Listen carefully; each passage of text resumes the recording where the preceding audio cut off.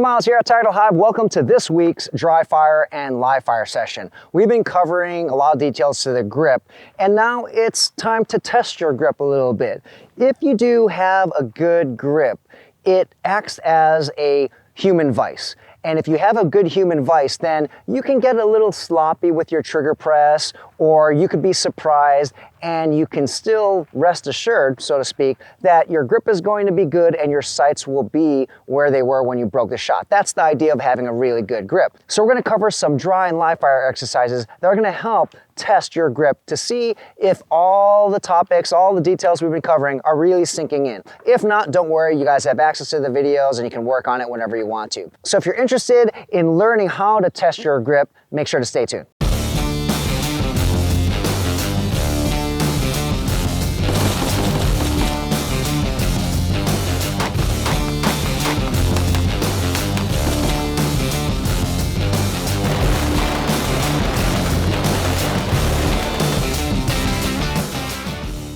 For the dry fire portion of this week's lesson, I highly recommend you get the DryFireMag as well as a shot timer that is going to allow you to pick up dry fire sounds. If you're using the DryFireMag, that sound can be picked up, particularly with the Shooter's Global Smart Timer. This is the one that I use. You guys have probably seen me in different videos, and I like it because they have a smart mode which allows you to pick up this sound. And this is going to be important because we are now going to react to a timer. And the reason why is if you are deliberately shooting, meaning you're making the decision to take a shot, you're not surprised, right? You're not being stressed out because you know exactly when you're going to shoot.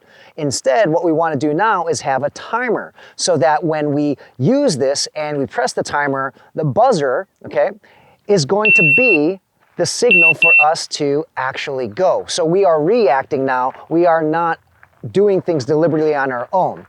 This is where that little surprise of that buzzer, being anxious and waiting for that to sound, might get you a little nervous and perhaps take away your attention from a very good grip. So it's a test here. So what we're going to do for dry fire is from the holster, from the high ready, low ready position. I'm just going to do this from a high ready position for simplicity's sake here. You are going to set your buzzer to pick up the sound for your dry fire. And what you want to do here is on the buzzer, you're going to spot a target on your wall, in your household, whatever you want. If maybe you're using dry fire targets. And what you want to do is immediately look at your target. When the buzzer sounds, you're going to present and try to take that shot, 2 shots, okay? 2 shots as fast as you possibly can, right? And 2 things, what we're looking for are 2 things here. First, the most important thing is when I present, so the buzzer sounds, I'm gonna take 2 rapid fire shots. I'm paying attention to my sights or my red dot. While I take those 2 shots, I want to make sure my sights didn't move. If my sights didn't move, then that's a good indication that my grip is acting like a good human vice and preventing any sloppy trigger mechanics, right? So if I have sloppy trigger mechanics where I'm pushing the gun left or right, a good grip can potentially prevent that, right? If it's very solid. And if you let up on any of the details or you haven't practiced enough, then it might show, right? The second thing with the timer is that's going to give you feedback as to what your time is, and you're going to try to go faster and faster. Remember, dry fire, once you're proficient at a particular technique, one of the great things is it helps you push in a safe manner, right? There's no ammo, you can be completely safe. So I'm going to do a rep here, and once again, I highly recommend this timer. It's the Shooter's Global Smart Timer, and you get more information down below.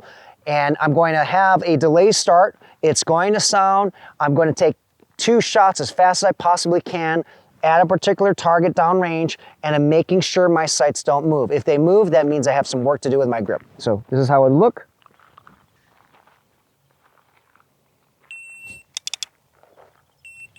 All right. So that second beep was just a par time I set, but that was a 0.92 for both of those shots, all right? 0.92, I got that out, took those shots, and this picked it up. So the goal here is I want steady shots. My accuracy was good, but now I'm going to do it again and see little by little, try to see if I can maintain my time or beat my time. So I'm going to do this again. While maintaining accuracy, understanding all of the checkpoints in our checklist that we talked about in this entire series. And if I'm accurate, that's good. The second thing I would look at is my timer, and that was a 0.78. So I did already faster, 2 shots already out there faster, as well as maintained my accuracy. This is the key here for our dry fire session. We are now reacting to a stimulus rather than us just actively doing things, because we're not being surprised. So that, again, that might get you anxious.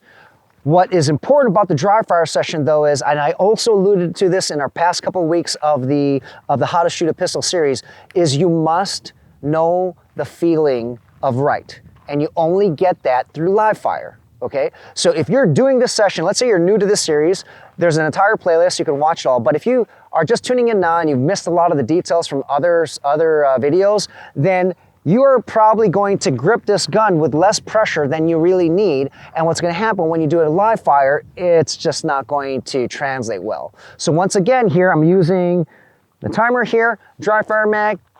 I'm going to maybe do 3 shots. All right, so that was a 0.99, so that would be my baseline for 3 shots. Accuracy was there, and so now the next iteration, what I'm trying to do is maintain my accuracy and beat my baseline time for 3 shots, 3 dry fire shots. And then you can increase this to 5 or 6 shots. The whole idea is to add inputs in that could potentially disrupt your sights, but we're trying to avoid that with a good solid grip. So now that we're done with the dry fire session, this is, and you can do this any which way you want to, but what we're trying to, in terms of how many shots you want, you can do transitions. The whole thing here is that we're trying to have you pull the trigger fast and use a timer to track all of your shots so that you have a baseline, you can measure your performance and continue to improve. Now, let's take out the dry fire mag, let's get some live rounds, and I'll talk about how you're gonna do this live. All right, so for live fire, you're gonna start off doing the same exact thing.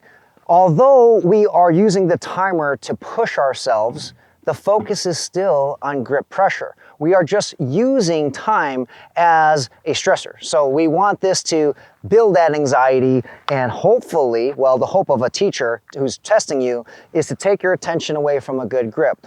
And if you realize your grip is off, or after you take a shot and you're kind of feeling like, oh, the pressure is off, then you know what you have to work on for the next rep.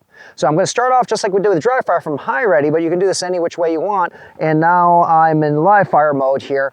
And the same thing here. I'm going to take 2 shots, but as fast as I can be accurate.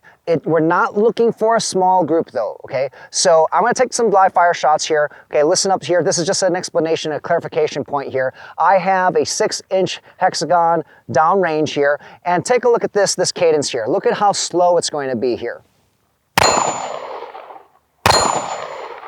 So I was accurate, but I was way too slow because I was trying to hit the hexagon in the same spot every single time.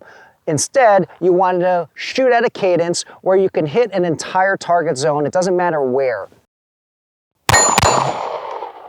Okay, so that's the cadence that you want. The speed might be a little different, right, because of our skill levels. Well, this is what we're gonna do. On the timer, I'm gonna do just that. And accuracy, my hits on target in that target zone are going to prove whether or not I'm accurate. And then at the end of the rep, I'm going to make sure I run through my checklist, my grip checklist. Do I have the pressure in the proper place? Has anything broken down? Okay, so here we go.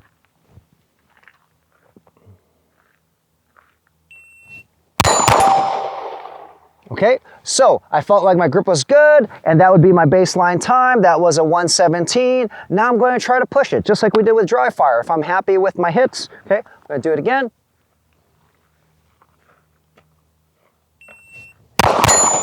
Okay, I got one shot off a little too early there. That was a 103. So I'm going to use that as an example. I'm very confident I can hit both shots in 103 on that 6-inch hexagon. But let's use that example of, let's say you were consistently missing at that time. So if your first time was 117, and now that second time, or the other times you're missing, it's 103, then your kind of the zone you need to live in and try to be consistent is somewhere in between. All right, so we've already taken this as the first approach here, but I want to emphasize the 2 shots. I want to emphasize that after you take your shots, you should stop and think about all the details we've covered in this entire grip series. There's a lot. And you know what? There's even more. It's just that we're not going to cover more because it's until later, because it can get overwhelming, especially for beginners. But now let's say you're happy with 2 shots. You see your times decreasing, everything is great. Then now you can do this from the holster if you already know how to do that, or you can do it from different positions. Remember, this is not about the speed of you shooting per se. That's not the focus. We're adding speed to test your grip, right? Because as people go faster, they tend to break apart. And we're just trying to know where your limits are. So now I might do it from the holster here. Maybe this is just a 1 shot.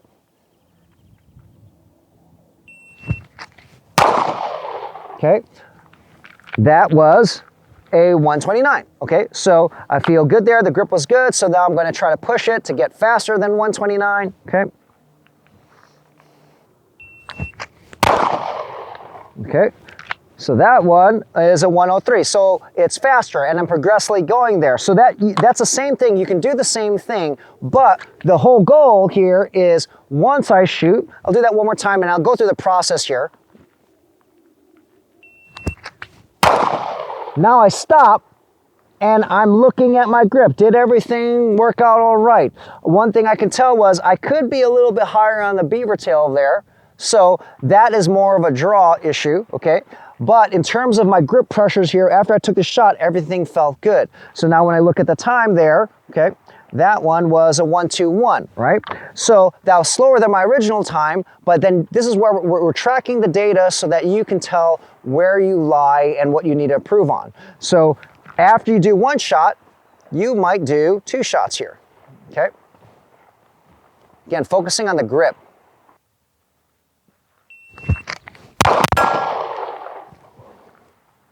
Okay, so that was a 134. So the whole idea now is if I'm going to take 2 shots, now my baseline is 134.